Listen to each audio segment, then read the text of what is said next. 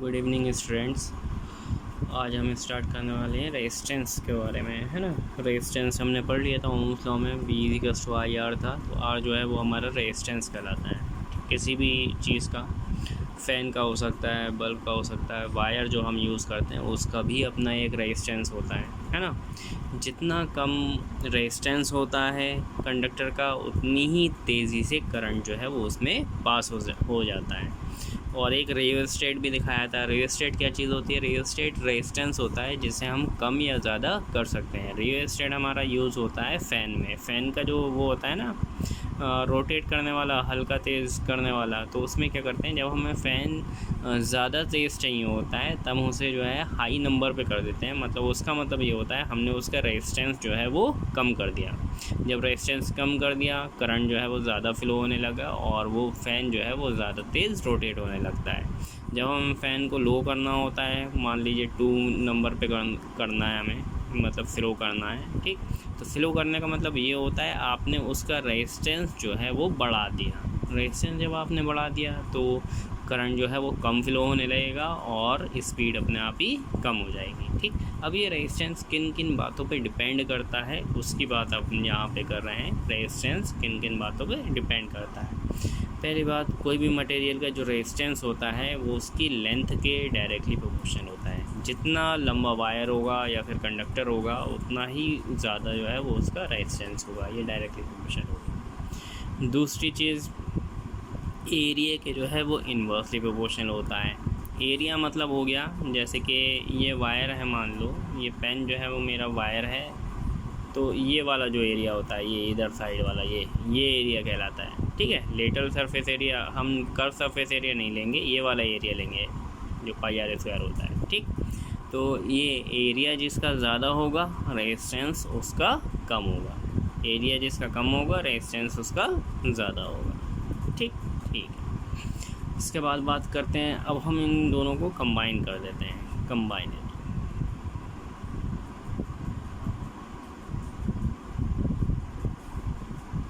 R is directly proportional to हो जाएगा L/A, ठीक।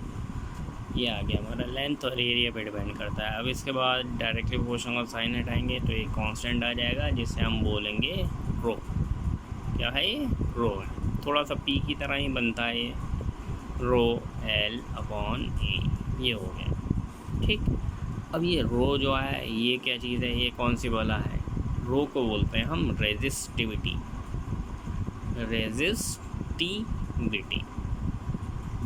ठीक। करंट को कितना रेजिस्ट करता है कोई मटेरियल, ये वो प्रॉपर्टी है, ये मटेरियल पे डिपेंड करती है। जैसे कॉपर की रेजिस्टिविटी अलग होगी, आयरन की रेजिस्टिविटी अलग होगी, लेकिन वो फिक्स रहती है। आप 1 मीटर का वायर लें तब भी रेजिस्टिविटी उतनी ही होगी, 10 मीटर का लें तब भी रेजिस्टिविटी उतनी ही होगी, ठीक ठीक है। इसके बाद हम बात करते हैं कि ये ए जो है, यहाँ पर हम इसे ओपन करके भी लिख सकते हैं, R=ρ L/A की जगह पे πr², ठीक है। ये जो है न्यूमेरिकल के लिए है, न्यूमेरिकल में यूज़ होगा ये। इसके बाद हम बात करते हैं कि टेम्परेचर पे डिपेंडेंट कैसी होती है।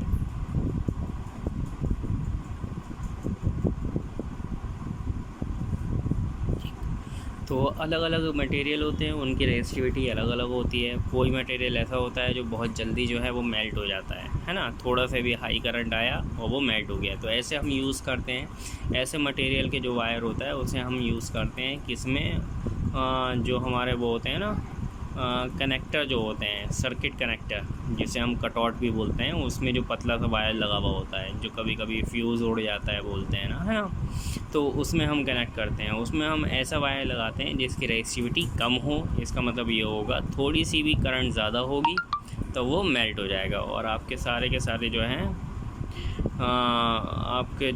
आपके सारे के सारे डिवाइस जो हैं वो बच जाएंगे ख़राब होने से, ठीक। और उसका उल्टा देखते हैं, उसका उल्टा कुछ ऐसे होते हैं, जैसे हमारा है, क्या बोलते हैं उसे, नाइक्रोम वायर। कुछ मटेरियल ऐसे होते हैं जिनकी रेजिस्टिविटी जो है वो क्या होती है, हाई होती है। High resistivity. ठीक, तो हाई रेजिस्टिविटी की मटेरियल हम कहाँ पे यूज़ करते हैं? हाई रेजिस्टिविटी की मटेरियल हम वहाँ पे यूज़ करते हैं जहाँ पे हमें हीट से रिलेटेड जो डिवाइसेस होती हैं, जैसे कि हमारा आयरन हो गया, है ना, टोस्टर हो गया, जितने भी हीट से रिलेटेड डिवाइसेस होंगे उन सब में जो है वो हम हाई रेजिस्टिविटी के वायर यूज़ करेंगे। ठीक ठीक है। इसके बाद हम बात करते हैं रेजिस्टेंस इन सीरीज़ और रेजिस्टेंस इन पैरेलल। ठीक है, रेजिस्टेंस इन सीरीज़ की बात करें। ठीक, रेजिस्टेंस हमारा बल्ब हो सकता है, वायर हो सकता है, और कोई भी ऐसी चीज़ जो कि इलेक्ट्रिसिटी से चलती हो वो हमारा रेजिस्टेंस कहलाता है। फ़ैन भी हो सकता है। ठीक, तो मान लीजिए हमने जो है वो बल्ब लगा दिए 3 इस तरीके से। एक बल्ब था, उसका एक सिरा जो है दूसरे बल्ब के पहले वाले सिरे से जोड़ दिया, फिर ये इसका दूसरा सिरा इसके पहले वाले से जोड़ दिया, ऐसे, और बाकी जो है वायर में हमने एक ही वायर में तीनों कनेक्ट कर दिए, जो कि एक बैटरी या फिर सेल से जुड़ा हुआ वायर है। ठीक, तो ऐसे जो अरेंजमेंट होता है इसे हम क्या बोलते हैं? सीरीज़ अरेंजमेंट बोलते हैं। रेजिस्टेंस इन सीरीज़ अरेंजमेंट बोलते हैं। ये हमारा R1, R2, R3 ये रेजिस्टेंस है। ठीक, अब ये फ़ैन बल्ब कुछ भी हो सकते हैं, इनका रेजिस्टेंस जो है वो अलग अलग है। अब ख़ास बात ये थी कि हमने तुम लोगों को बताया था कि सीरीज़ में हमेशा जो करंट होता है वो सेम रहता है। आई यहाँ पर है, यहाँ पे भी आई रहा होगा और यहाँ पे भी आई रहा होगा। ठीक, लेकिन पोटेंशियल की बात करते हैं या फिर वोल्टेज, है ना, यहाँ पे जो है पोटेंशियल इतना था। अब ये सीरीज़ में जो है वो पोटेंशियल डिवाइड हो जाता है। कितना हो जाएगा? V1 ले लेते हैं, ये V2 ले लेते हैं, ये V3 ले लेते हैं, लेकिन इन तीनों का सम जो है वो इसके ही इक्वल होगा। ठीक ठीक है, अब इसे मैं सॉल्व करके दिखाता हूँ। तो यहाँ पे हम लिख सकते हैं V = V1 + V2 + V3। ठीक, V = IR पुट करेंगे। अब टोटल की बात कर रहे हैं तो फिर टोटल I टोटल R हो जाएगा, हाँ, और I तो सब में सेम ही है। ये R1 ले लेते हैं और ये ले लेते हैं हम R2, ये ले लेते हैं हम R3। ठीक, IR एज इट इज रहेगा, यहाँ से आप I कॉमन ले लीजिए, ये हो जाएगा R1 + R2 + R3। ठीक, तो R = हो जाएगा R1 + R2 + R3। ठीक, इसका मतलब ये हुआ 3 रेजिस्टेंस को अगर हम जो है सीरीज़ में जोड़ेंगे तब उनका जो टोटल रेजिस्टेंस निकल के आएगा वो उन तीनों के सम के इक्वल होगा, नॉर्मल सम के। ठीक, अब एक और छोटी सी हेडिंग बता देता हूँ, ये resistance in parallel. Resistance in parallel, parallel में अगर हम रेजिस्टेंस को जोड़ते हैं, पैरेलल में कैसे जोड़ते हैं? ये है हमारा पहला, ये है हमारा दूसरा, ये है हमारा तीसरा। ठीक, अब हमने अलग अलग वायर लिए हैं, ये अलग वायर में, ये अलग वायर में, ये अलग वायर में, तीनों को ला करके एक जगह पे जोड़ दिया। ये कॉमन पॉइंट मान लेते हैं तीनों वायर को, है ना, ये कॉमन पॉइंट। फिर इसे हमने जो है वो एक बैटरी या फिर सेल से जोड़ दिया। ठीक ठीक है, ऐसे अरेंजमेंट को हम क्या बोलते हैं? पैरेलल अरेंजमेंट बोलते हैं। रेजिस्टेंस इसका R1, R2, R3 ही रहेगा, हाँ। यहाँ पे पोटेंशियल V है। अब इसमें ख़ास बात ये थी पोटेंशियल तीनों में सेम रहता था, पैरेलल में पोटेंशियल सेम रहता है। क्या अलग होता है? करंट अलग अलग होता है ना। तो यहाँ पे हम मान लेते हैं I1, यहाँ पे I2, यहाँ पे I3। टोटल करंट कितनी थी? I थी, है ना।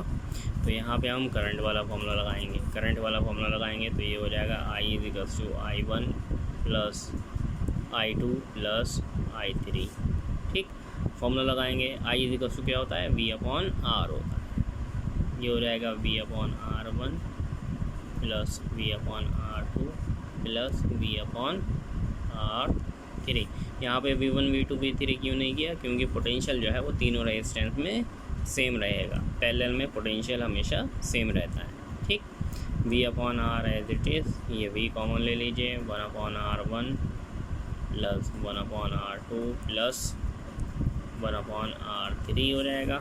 V से V cancel, 1/R equals to हो जाएगा 1/R1 plus 1/R2 plus 1/R3। ये हमारा जो है इसका फॉर्मूला निकल के आ गया, ठीक है। आज इतना ही करते हैं, फिर कल जो है वो इसके क्वेश्चंस में आपको बताऊंगा क्वेश्चन कैसे करेंगे। इसके क्वेश्चन जो है वो इम्पॉर्टेंट होते हैं और बोर्ड में भी आते हैं।